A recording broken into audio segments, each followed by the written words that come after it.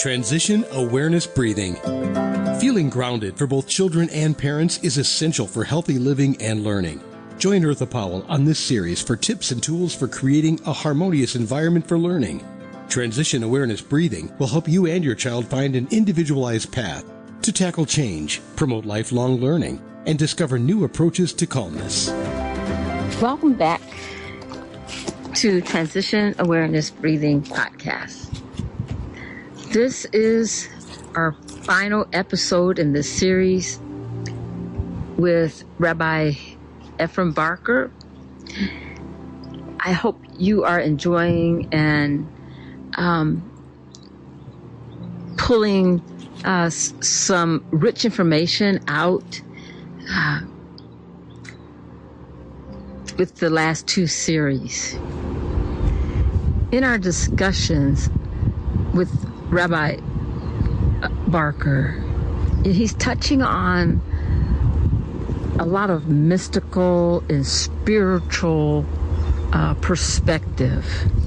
And although it may be a little different from what you may be accustomed to, I hope you and I invite you to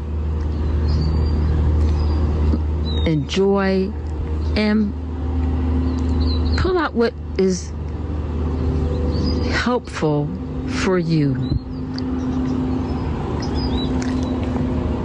I often, look at animals, especially, our pets.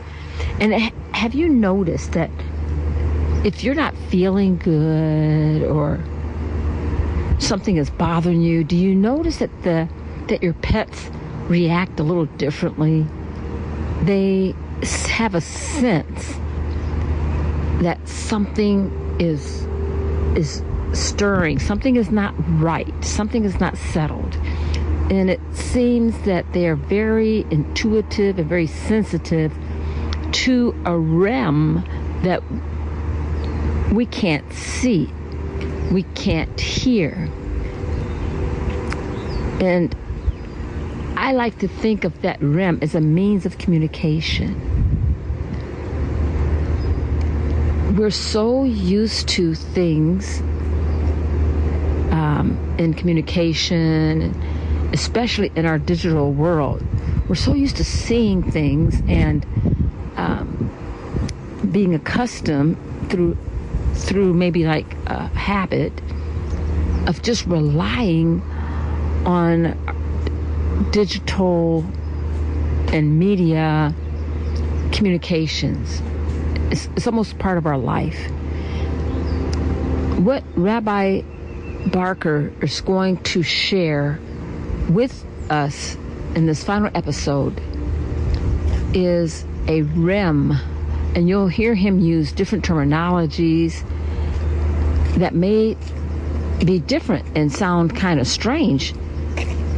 But I think if we keep our mind open, we can appreciate the openness of a spiritual dynamic, a spiritual realm that is open for all mankind. It's just that we have to learn how to access it. And so, without further ado, Rabbi Ephraim is going to use an analogy of a fisherman. And so I like how he uses different visuals, because for me, it helps me learn. And so being aware, this is a super duper awareness practice. And you may have to play the series a couple of times. But I hope that it is joyful for you and it provides some new information. It's the same way whenever you're praying in a relationship with God in a three-dimensional plane as a human being. You're throwing your prayers out there, and with all your kavanah and all your intention, and whenever you sit back and reflect in your heart after you've done so, then you get dagim, if you will. You get the answers for yourself. In the metaphor that I'm using, in the sense of your catch of the day, right? Like, what am I supposed to learn today about today's challenges? And that's another thing to remember. When you let go of the past and you quit trying to control the outcomes, and that's a big problem for humans, when you quit trying to control the outcomes and just live in the moment and let go, quit worrying about these things and have those moments that you consistently set aside where you commune in your heart with God and you can let go, then your consciousness, if you will, expands, almost like Wi-Fi, if you will, in today's world, and you're able to tune in to your higher self. That higher self lives within other planes and dimensions, and that higher self is always connected to God. And it's only here in this matrix that we call planet Earth, schoolhouse Earth, that we battle to always try to stay focused. But we have to always keep in mind that Hashem loves us, that there are two realities. There's du partsufim, as we say, two faces. There's the reality of the world of Elohim, which is God's name that deals with nature. And then there is God's name that's mentioned, that King David talks about in Psalm 16. Shaviti Hashem lenegdi tamid. I will place God's four-letter name before me. That name is a name of supernatural that overrides the natural elements, and that's the name that we have to concentrate on whenever we want to be victorious and arouse ourselves to heights beyond physical. And when we do, we're not supposed to stay there.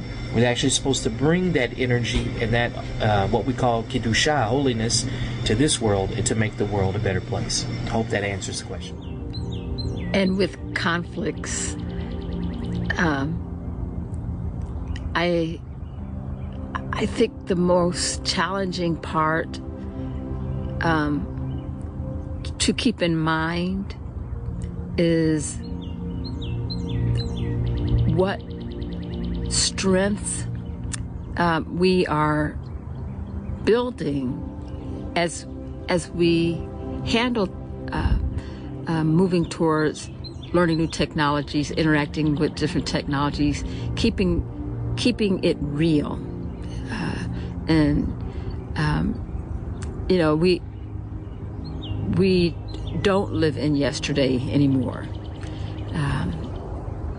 Sometimes, when there are thoughts, people may say or think that, the good old days were better than these days, or, we had it so good when we didn't have all these different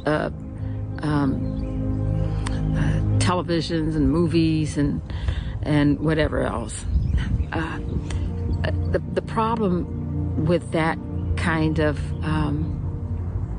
thought, and it's not like a problem, a negative problem. It's just, I think it prevents a positive, progressive point of view, because the world progresses, and the world is the people, and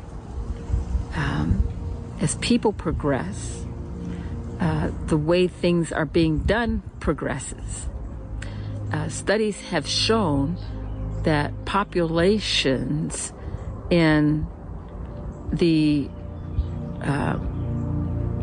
many countries are decreasing. And, you can research that. And United States is one of the countries, as well as Europe, the population is decreasing. And so I want to put this little plug in, is technology is being used so that human existence and a livelihood can exist with fewer people in the future. Isn't that scary? Eartha, the thing is that, it is true. A lot of people, they will reminisce about, like, hey, it was better during this time, better than that time, and, or whatever, whatever makes people feel comfortable in the present. People will usually reach to the past in order to extrapolate something from it to make it seem like, well, those were better times. And all the while it really wasn't any different, maybe even than the current present situation that the person is in. But perception is reality, a very powerful force in the psyche of humanity. I would say that, when you're looking at dealing with technology is a blessing and a curse in many ways. As they all, I remember my Aunt Lola would always say that, technology is a blessing and a curse. It's a good thing, but it can also be a very bad thing. And in the hands of the right people, i.e. those that all humanity, every culture that have the people in it that are seeking the betterment of humanity, of all humanity, then I think that technology can be an amazing tool to link up and connect and to build positive bridges. But on the other hand, technology is also used in order to cause division, hate, and things of this nature. So it's a very fine line. That's a challenge at the God, like we talked about. It is definitely a challenge. But I think though that the genie's out of the bottle, I guess you could say, and so we have to deal now with the consequences of that technology and knowledge that we have on the markets that are available. Right now. We have to deal with that. But I think that if we put it in perspective of every individual basically trying to work on themselves to improve their character, I think technology can be an amazing tool. It can bring a lot of benefit, to the world. But it appears that, with the way technology is used now, it is used in order to, basically cause a lot of damage. But it doesn't mean we should throw the baby out with the bathwater. It just means that we just need to change the water in the tub, keep the baby, and the bad water would basically be every individual. Hopefully, they would try to awaken themselves and improve their character in order to be able to use these tools to the most maximum potential for goodness and for the right reasons, and the apex of their own individuality as a B'Tselem Elokim, as someone who's created in the image of God, that they would use it for those purposes. If not, then one of the interesting things about the word Elokim is that it's a plural word.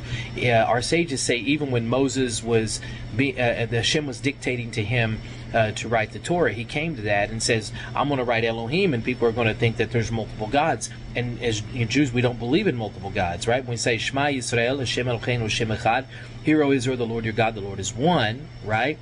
There aren't multiple gods. There's one God, and there is the Marechot, there are the systems that he created, to function and fulfill his will. And we are part of that system as well. But with that being said, going full circle, Elohim is plural because people have to have the choice either to use, and Elohim's always associated with nature.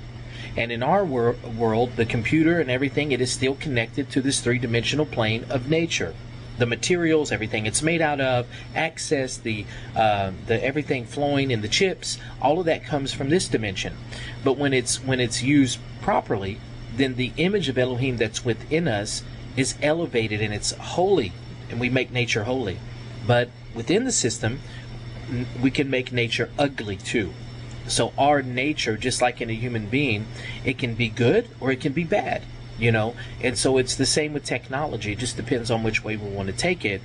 But that's the consequences from eating from the tree of knowledge of good and evil, right? Our eyes are open, but at the same time, they're also closed.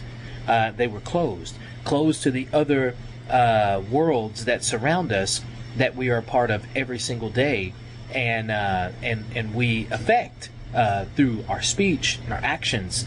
And that's how come it's so important to reconnect with this technology and learn from it in order to rectify and correct ourselves as human beings. And by doing that, I think we will create an unbelievable bridge between ourselves and our neighbors, right? And see some great results from that. An IE technology being used in a good and holy way, if you will. And so, with that, just know that we have to tackle our fear. We have to channel our fears. We have to tackle and channel our frustrations. And know that each and every person today can make a better future tomorrow. And I think with that perspective, we do have to start looking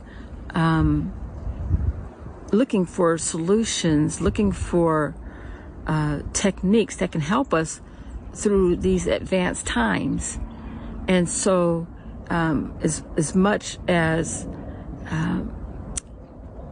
we want to be politically savvy, politically correct, I think we have to be open and be mindful to work in a group, to be peaceful, to come up with conflict strategies, and to realize that we are on a high-performing team. And high-performing teams work, their mission is to be action-oriented to fulfill a mission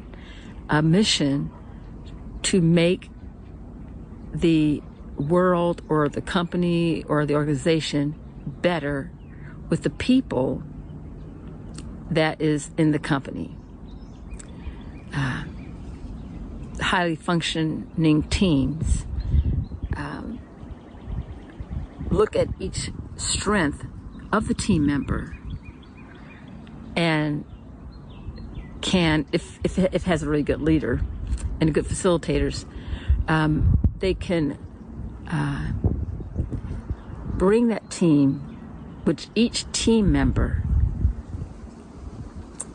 increase their motivation and just make all kinds of beautiful contributions to whatever the mission is in that organization. And so how can we, and this is a big question, but I'm going to put it out there anyway, how can we help others realize that they are a part of a high-performing team, and that each member, regardless of gender, regardless of religion, regardless of age, that each member can contribute. How is that? How can we begin step number one?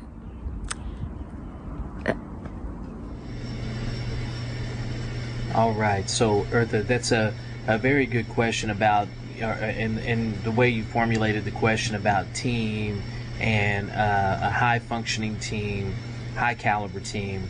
And, as Jews, it's interesting you say that because, when you take the word, for instance, kli, which is going to be kaf, lamed, and yud in Hebrew, kli means a vessel.